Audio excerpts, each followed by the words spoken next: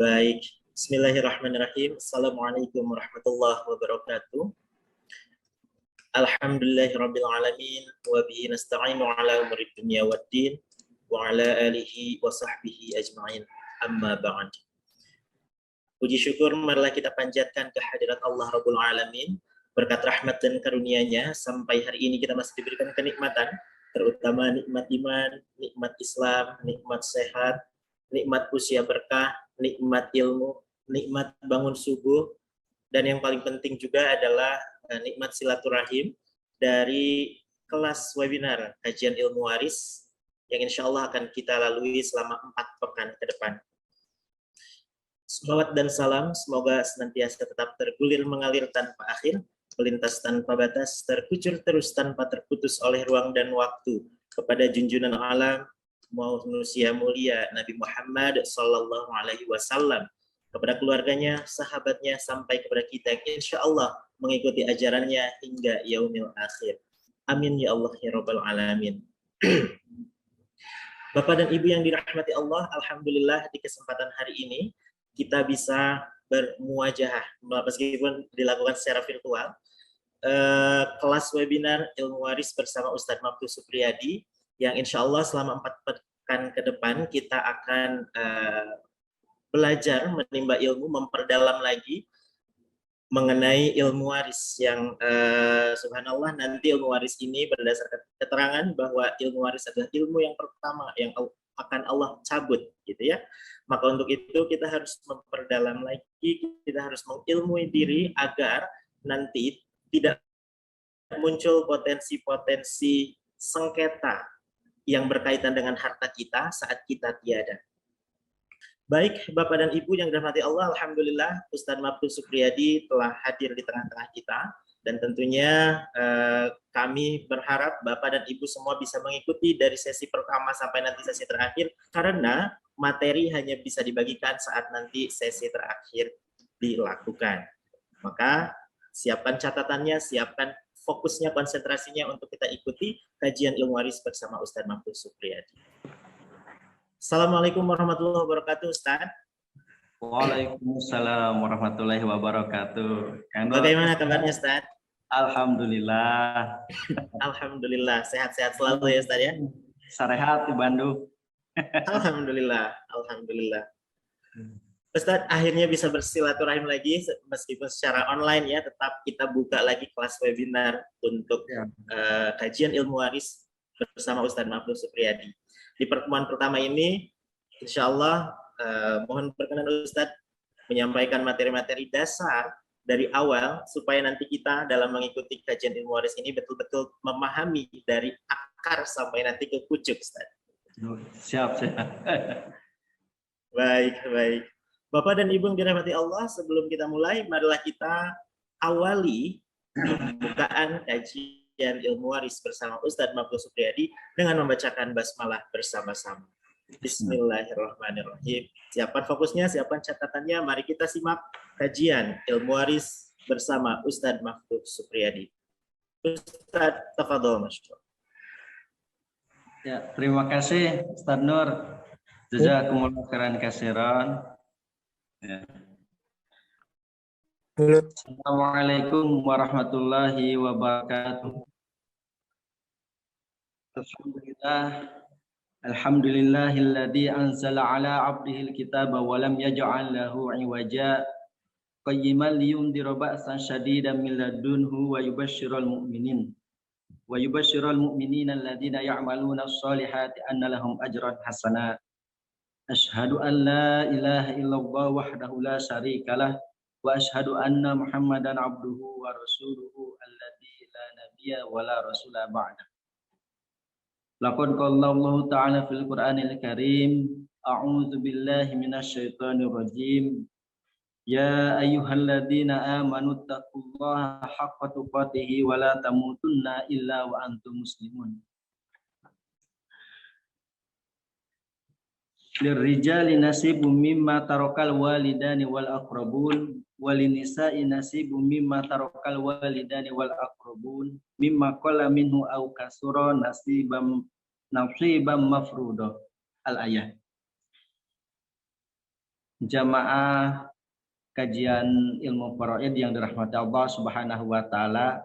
Pertama-tama dan yang mesti kita utamakan, mari kita panjatkan puji serta syukur kita kehadirat Allah Subhanahu wa taala.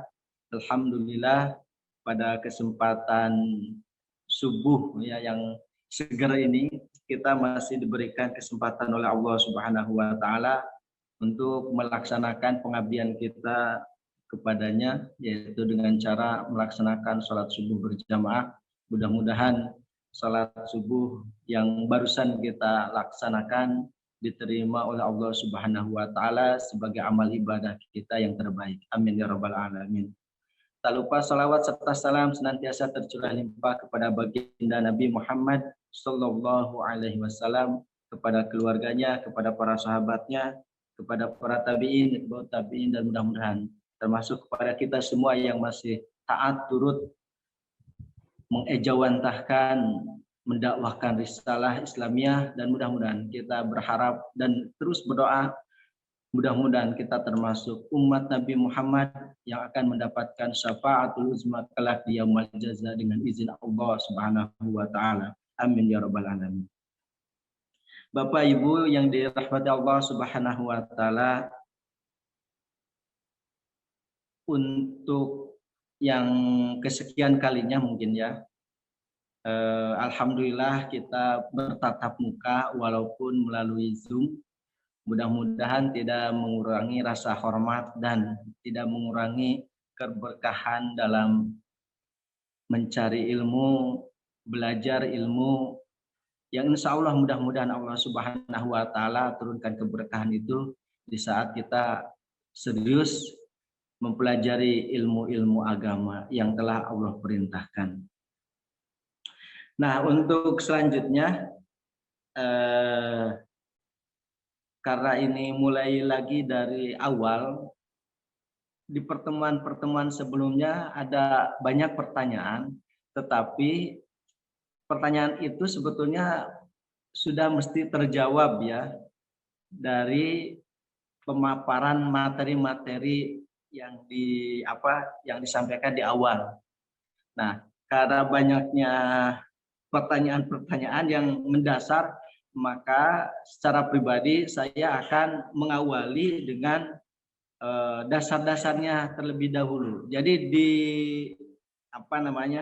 difokuskan di awal biar nanti ke depannya, oh kalau ini begini, kalau si fulan meninggal harta apa yang dibagikan gitu.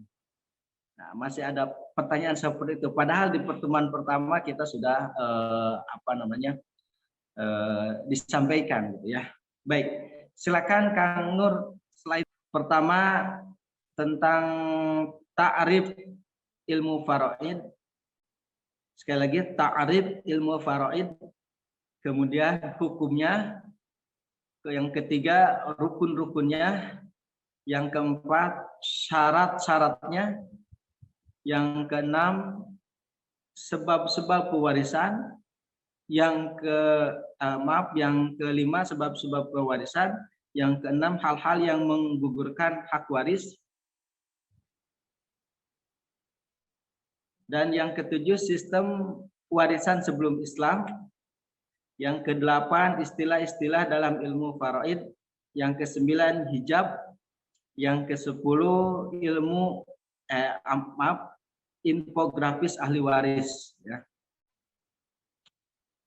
Kita ngulang sedikit Bapak. Ini definisi ilmu faraid ya, secara bahasa al-faraid adalah ketetapan atau faraid lugatan jam'un min faridatin ya. Secara bahasa ilmu faraid ini adalah ketetapan, ketentuan atau kewajiban.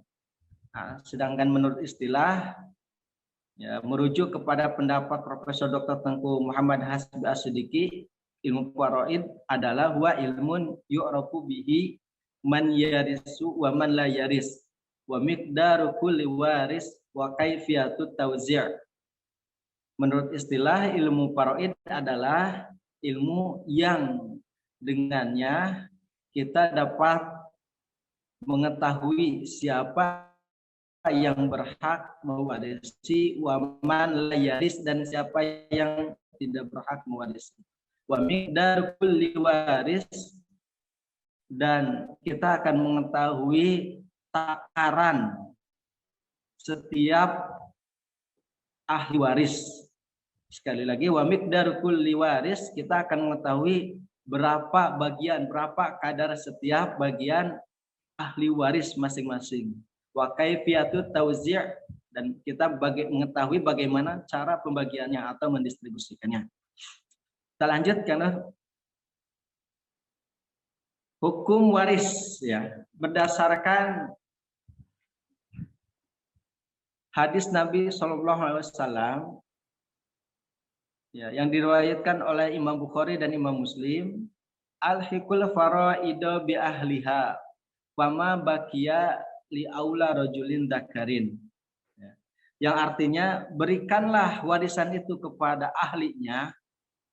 Ahlinya siapa? Yaitu orang-orang yang sudah disebutkan oleh Allah Subhanahu wa taala dalam Al-Qur'an surat An-Nisa ayat ke-11, ayat ke-12 dan ayat ke-176. Dan sabda Rasulullah Shallallahu Alaihi Wasallam, yaitu tentang kakek dan nenek. Ya. Fama bakia, apabila harta warisan itu ada sisa, masih ada sisa, ya, setelah dibagikan kepada ahlinya, tetap masih ada sisa. Bahwa li aula rojulin dakarin, maka yang sisanya itu diberikan kepada ahli waris laki-laki yang lebih berhak menerimanya. Demikian sabda Rasulullah SAW berdasarkan riwayat Imam Bukhari dan Imam Muslim. Nah, kemudian hukum, ada dua hukum yang timbul dari slide sebelumnya, Kang Nur. Dan ada dua hukum yang timbul dari ilmu faraid ini. Satu, hukum mempelajarinya. Hukum mempelajarinya adalah fardu kifayah. Fardu kifayah itu artinya apa? Jika kita diberikan kesempatan oleh Allah Subhanahu wa taala untuk mempelajarinya, kenapa harus menunggu orang lain yang mempelajarinya sehingga kita gugur kewajiban, ya, memang agak beda, ya, mohon maaf. Jadi kalau kita diberikan kemampuan materi, tenaga, waktu, fisik yang sehat untuk mempelajari ilmu faraid, kenapa harus menunggu orang lain sehingga kita gugur kewajiban kita? Mestinya kita sebagai umat muslim, sebagai muslimin yang baik, ya, maka fastabiqul khairat gitu dalam mempelajari ilmu waris ini, ya. Justru orang yang fastabiqul khairat itu adalah orang yang betul-betul akan diperhatikan oleh Allah Subhanahu wa taala kecukupan hidupnya. Yang kedua, hukum mempraktekannya atau mengamalkannya. Hukum mempraktekkan atau mengamalkan bagi setiap kaum muslimin dalam pembagian warisan adalah fardu ain. Artinya kewajiban yang tidak boleh ditinggalkan. Sebaliknya, kalau ditinggalkan maka pelakunya akan berdosa. Dan bahkan diancam oleh Allah Subhanahu wa taala dalam surat An-Nisa ayat ke-14, wa may ya'sillaha wa rasulahu wa yata'adda hududah yudkhilhu naran khalidan fiha, ya.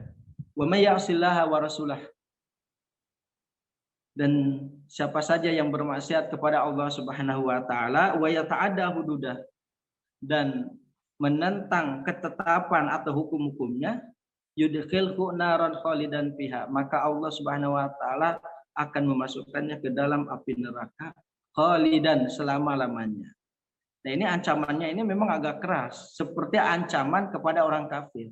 Ayat ini ditunjukkan kepada kaum muslimin, ya, Tetapi ancaman bagi kaum muslimin yang enggan atau menentang hukum-hukum waris, maka oleh Allah Subhanahu wa taala diancam seperti ancamannya kepada orang kafir. Apa ancaman kepada orang kafir? Yudkhilhu naran khalidan fiha. Ya. Diancam oleh Allah Subhanahu wa taala untuk dimasukkan kepada api neraka. Nauzubillahi min dzalik ya. Oke, baik. Ini hukumnya. Mudah-mudahan kita terhindar dari perbuatan seperti itu ya, dan diberikan kekuatan oleh Allah Subhanahu wa taala untuk bisa melaksanakan pembagian warisan itu dengan ilmu faraid. Oke.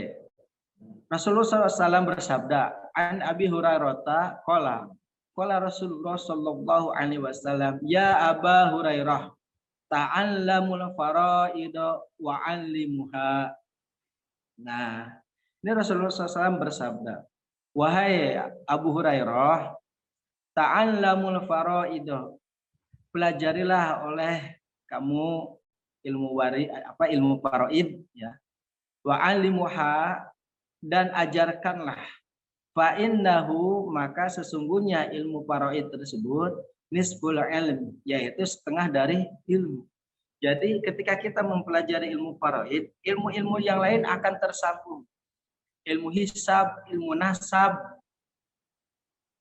ilmu yang lainnya itu akan tersambung, akan terpelajari sehingga kita bisa mengetahui, oh seperti ini cara matematika waris, oh seperti ini ilmu nasab, dan ilmu nasab ini ya jarang dipelajari juga gitu ya. Jarang dipelajari padahal itu penting. Pentingnya apa? Ya penting ketika seseorang meninggal dunia, kemudian tidak punya anak, tidak punya bapak, ibu, misalkan ya. Nah, lalu warisannya jatuh kepada siapa gitu ya. Nah, kalau nasabnya ini, oh ada saudaranya, ada saudara kandungnya, saudara laki-lakinya yang seayah, keponakannya, ataupun sepupunya. Nah itu sebetulnya mereka itu adalah ahli-ahli waris. Ya. Ahli waris, namun maksudnya berpotensi untuk mendapatkan warisan. Ya.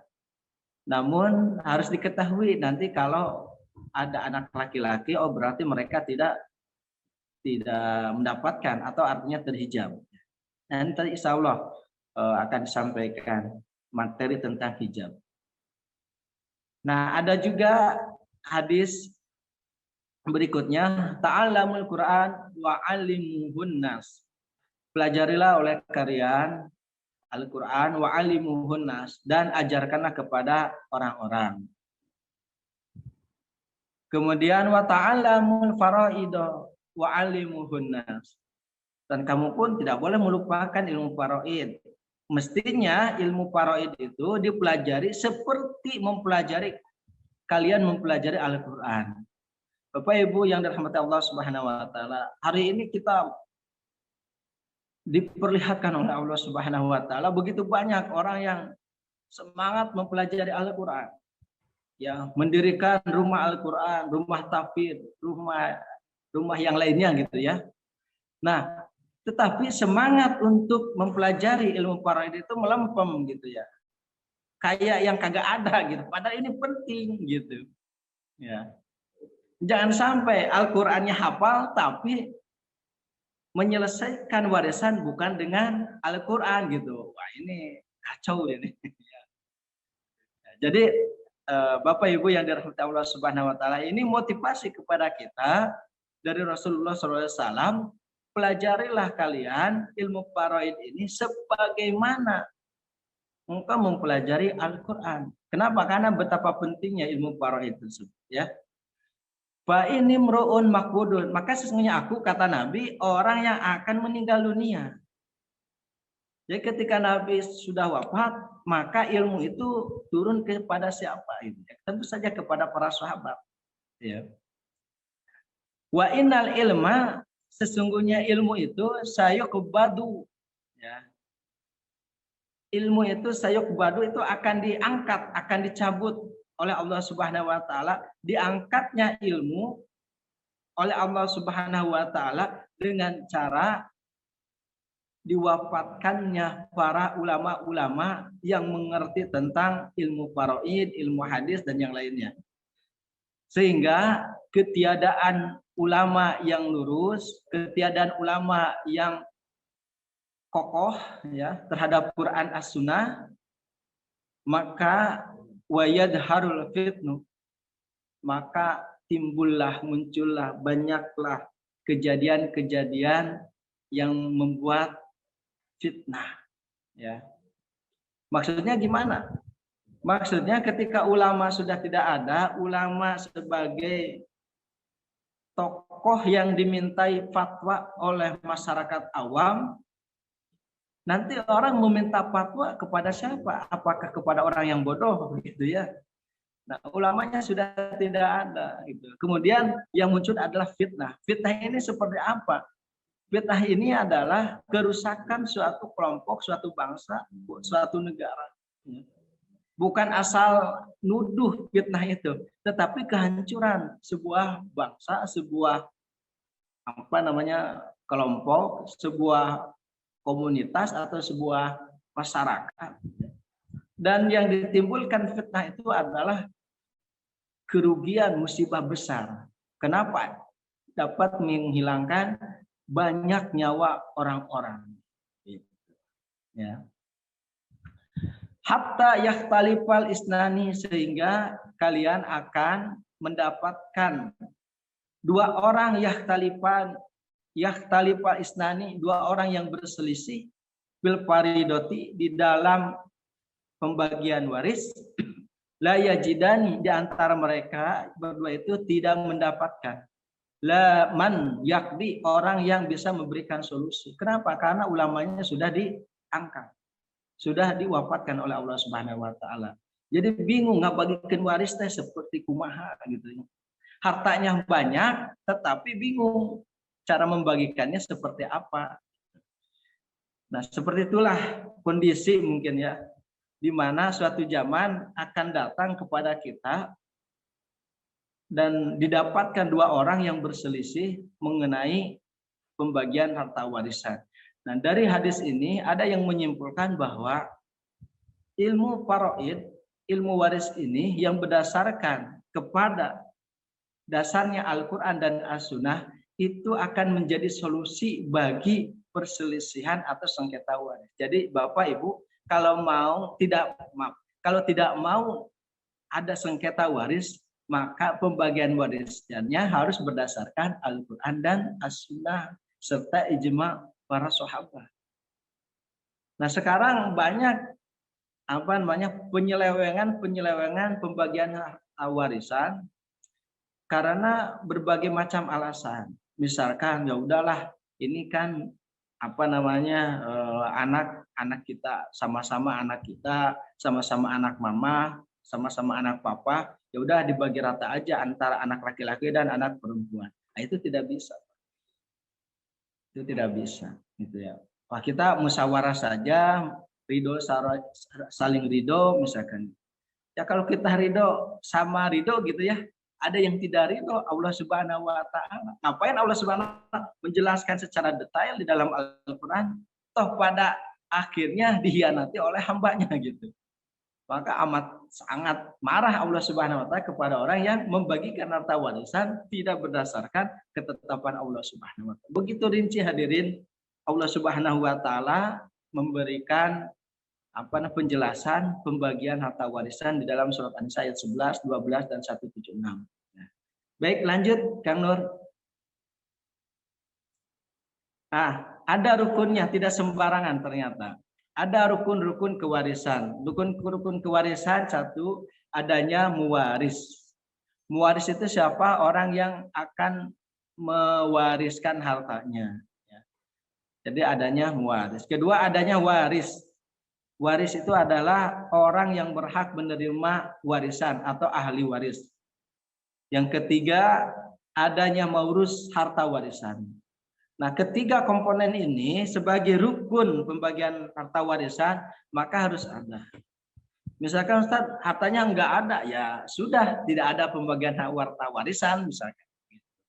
Ya. Adanya hutang katanya. ya hutangnya itu dibagi-bagi. Dibagi-bagi siapa yang akan menanggung hutang almarhum. Oke, selanjutnya setelah rukun maka ada syarat. Syarat pertama adalah meninggalnya muwaris. Ya. Allah Subhanahu wa taala berfirman dalam surat An-Nisa ayat 176, ini mru'un halaka laisa lahu waladu walahu akhun au ukhtun. Ya. Walahu ukhtun falaha nisfu ma tarak. Ini mru'un, jika seseorang meninggal, ya. Laisa lahu waladun, tidak memiliki anak, walahu ukhtun, tetapi almarhum memiliki saudara kandung perempuan, falaha nisfu ma tarak. Maka bagi saudara kandung perempuan itu bagiannya 1/2 dari harta almarhum. Nah, maksudnya saya ingin menyampaikan bahwa meninggalnya muwaris ini dengan dalil seperti ini mru'un halaka, ya, bahwa muwarisnya harus meninggal dulu atau wafat dulu. Jadi tidak ada istilah bagi-bagi waris sementara muwaris atau orang yang akan mewariskan hartanya masih ada, begitu. Jadi harus wafat dulu, ya, muwarisnya. Yang kedua, hidupnya ahli waris. Ya, hidupnya ahli waris. Jadi ketika ahli waris sudah meninggal, ya berarti tidak dapat bagian, tidak mendapatkan harta warisan. Ya. Yang ketiga, mengetahui sebab menerima warisan. Nah, itu syarat-syaratnya. Dan ini pun harus ada, ya, tidak boleh tidak ada. Oke, lanjut. Sebab-sebab pewarisan.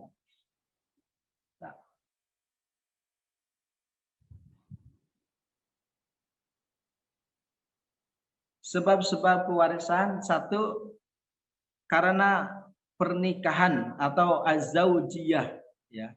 Walakum nisfu ma taraka azwajukum. Kenapa suami mendapatkan harta warisan? Karena dengan sebab pernikahan. Walahunna rubu'u mimma taraktum. Demikian juga kenapa istri mendapatkan harta warisan? Karena hubungan pernikahan. Ya.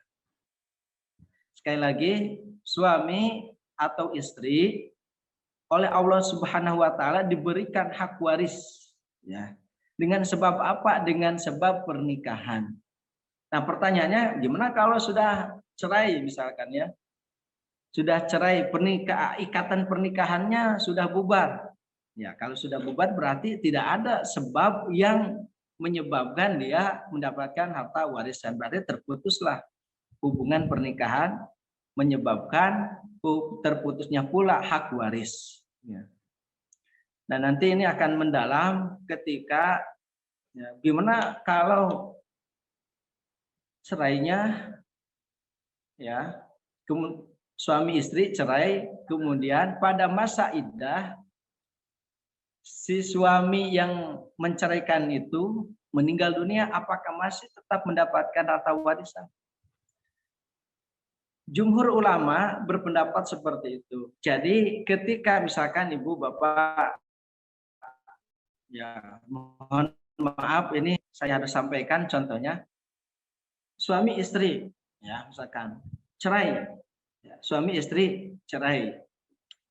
Nah, semasa iddah, ya, semasa iddah si suaminya itu meninggal. Meninggalnya ya tentu saja meninggalkan harta yang banyak juga. Apakah si istri yang sudah dicerai tadi masih mendapatkan hak waris dari suaminya?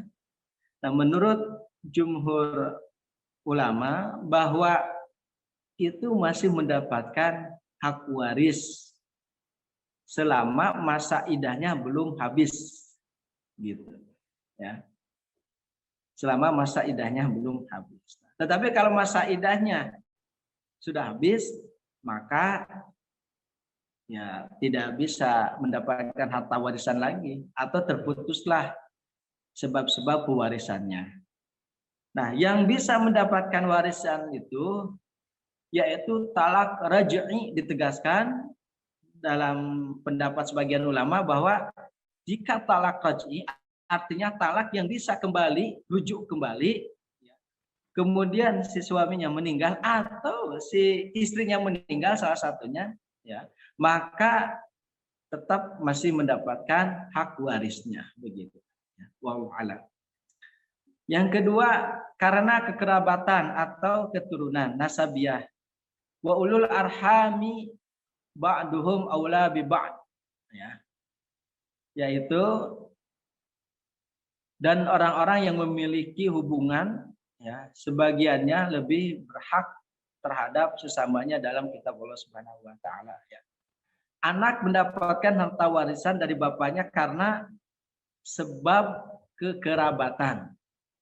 Demikian juga kakek ataupun ayah, ya, ayah ibu mendapatkan harta warisan dari anaknya dengan sebab keturunan atau kekerabatan. Dan demikian pula dengan saudara-saudara. Dan yang ketiga karena memerdekakan budak. Nah, karena memerdekakan budak, innamal wala'u liman a'taqa. Rasulullah SAW bersabda, sesungguhnya wala itu milik orang yang memerdekakan. Baik.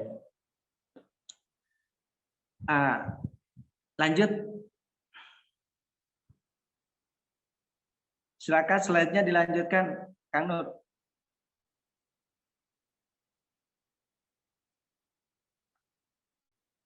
Ini hal-hal yang dapat menghalangi. Ya, kalau tadi sebab-sebab pewarisan, kalau sekarang hal-hal yang dapat menghalangi seseorang mendapatkan harta warisan. Satu, penghambaan atau perbudakan. Yang kedua, pembunuhan atau terlibat pembunuhan terhadap muwaris. Ya. Ini diancam oleh Rasulullah SAW, la yarisul qatilu syai'a. Ya, seseorang atau seorang pembunuh tidak mendapatkan warisan sedikit pun, ya. Nah, terkadang di masa ini orang itu tidak sabar, ingin cepat-cepat mendapatkan harta warisan. Akhirnya dengan jalan pintas ia melakukan perbuatan yang diharamkan, ya, yaitu pembunuhan atau terlibat pembunuhan. Nah, siapa yang memutuskan seseorang itu terlibat dalam pembunuhan atau pelaku pembunuhannya misalkan si fulan, itu tentu saja majelis hakim. Ini setelah putusan pengadilan. Kemudian pengadilan memutuskan bahwa si fulan dibunuh oleh seseorang atau ahli warisnya gitu, ya. Maka ahli warisnya itu sedikit pun tidak akan mendapatkan harta warisan. Yang ketiga, perbedaan agama. Wah, ini lagi rame nih. Ya, perbedaan agama. Berdasarkan hadis Usama bin Zaid radhiyallahu anhu, wal kafirul muslimin. Tapi nikahnya pemberkatan di gereja, perempuannya ditiung. Nah, kembali dulu Ustaz Nur. Sebelum presiden ada yang nikahnya mau di gereja. Muslimul kafira walal kafirul muslimah. Nah, seorang muslim tidak saling mewarisi kepada orang kafir. Demikian juga orang kafir tidak saling mewarisi kepada orang-orang muslim. La yatawarasu ahlu millataini syatta. Ya. Tidak saling mewarisi antara orang-orang yang berbeda agama, gitu ya. Kalau suaminya muslim, kemudian istrinya kafir misalkan, ya, maka ketika meninggal si istri tidak mendapatkan harta warisan dari si suami, gitu. Walaupun suami istri, ya. Ya, antara kebolehan dan tidaknya pernikahan beda agama, ya, Bapak Ibu sudah banyak informasi lah, ya, gitu. Ya, kalau menurut fatwa MUI ya diharamkan, ya, untuk pernikahan beda agama, gitu. Istrinya muslim, suaminya kafir, nah itu haram. kumaha atuh da maksa ieu teh gitu. Maksa da cinta saling cinta gitu ya. Tetep we haram gitu ya. Atau hukumnya gimana? Ya dosa berzina gitu ya. Selama tidak ada penyatuan agama. Misalkan si suaminya jadi mualaf ya gitu. Wallahu a'lam bishawab. Nah, lanjut Kang Nur. Nanti kita bahaslah yang itu. Sistem kewarisan sebelum Islam. Nah, ini ada hadis yang diriwayatkan oleh Ibnu Abbas ya. An Ibnu Abbasin anna Aus bin Sabit al-Ansari tuwfiya wa taraka salasa banatin wa imra'atan yuqalu ummukaha. Faqama rajulani min bani ammihi yuqalu laha Suwaidun wa Arfajah. Fa akhadha malahu wa lam yu'tiya imra'atihi wala banatihi syai'an. Faja'at ummukaha ila Rasulillah sallallahu alaihi wasallam fadzakarat dzalika lahu. Panuzilat ayatal miras lirijali nasibum mimma tarakal walidani wal aqrabun walinisai nasibum mimma tarakal walidani aqrabun. Nah, Bapak Ibu yang dirahmati Allah Subhanahu wa taala, ini gambaran ya, cuplikan di mana pada masa awal-awal Islam ya, sebelum turunnya ayat waris,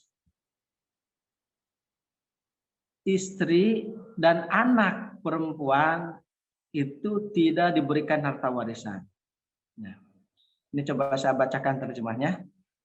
An Ibnu Abbasin dari Ibnu Abbas, anna Aus bin Sabit, sesungguhnya Aus bin Sabit al-Ansori, Aus bin Sabit dari golongan Ansor, tuwfiya, wafat, wataroka, dan ia meninggalkan salah banatin, 3 orang anak perempuan, wamro'atan, dan seorang istri, yuqalu, dinamakan, disebutkan istrinya tersebut Ummukaha, namanya Ummukaha. Faqama rajulani, maka 2 orang laki-laki berdiri, mimbani amihi, dari anak pamannya, anak paman Aus, yuqalu laha Suwaidun wa Arfajah, namanya Suwaid dan Arfajah. Fa akhadha, Suwaid dan Arfajah mengambil malahu, harta yang ditinggalkan oleh Aus bin Sabit. Walam yu'tiya, dan tidak memberikan imro'atihi wala banatihi syai'an, dan tidak memberikan hartanya kepada istri dan ketiga anaknya sedikit pun. Faja'at Ummukaha, maka Ummukaha ini datang ila Rasulullah SAW, kepada Rasulullah SAW, fadakarot, dan menceritakan dalikalah, hal seperti itu. Maka setelah disampaikan kepada Rasulullah, ya Rasulullah, kata Ummukaha, saya seorang janda, ya, janda dari Aus bin Sabit.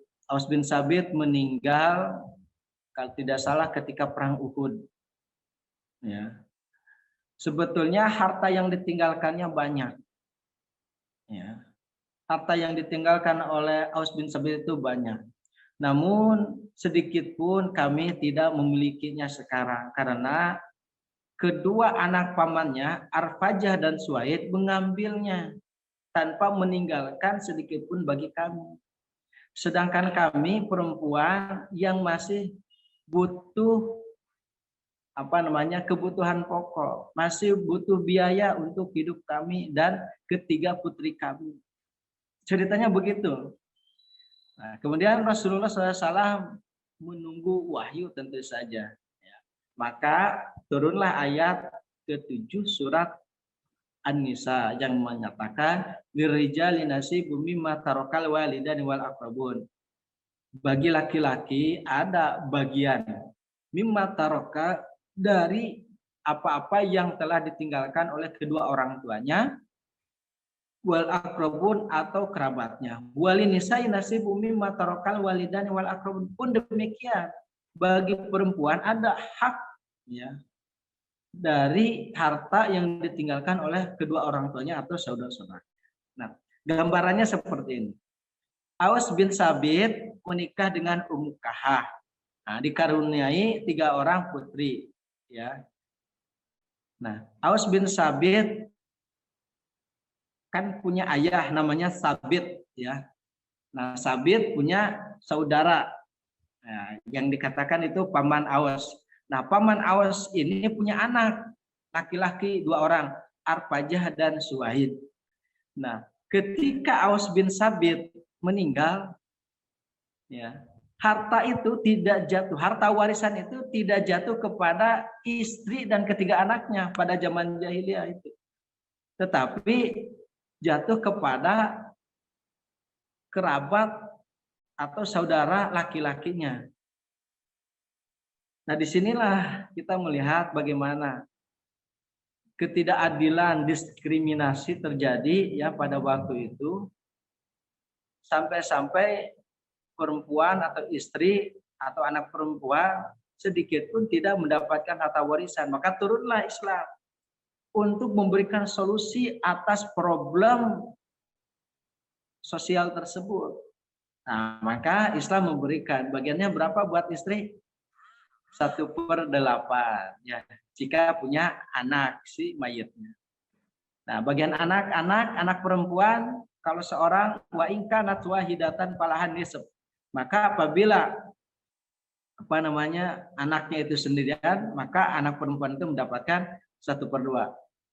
Wa in kunna nisaan fauqas nataini falahunna sulusa mata. Apabila anak itu 2 orang atau lebih, anak perempuan maksudnya, maka baginya 2/3. Nah, disinilah mulianya Islam, adilnya Islam, bijaksananya hukum waris Islam, ya. Anak perempuan pun diberikan haknya dalam kewarisan, di mana di zaman sebelum Islam atau ilmu-ilmu di luar ilmu faraid, ya, itu sedikit pun tidak diberikan jatah hak warisnya. Itu sebelum Islam, ya. Wallahu a'lam bishawab. Barangkali itu dulu Kang Nur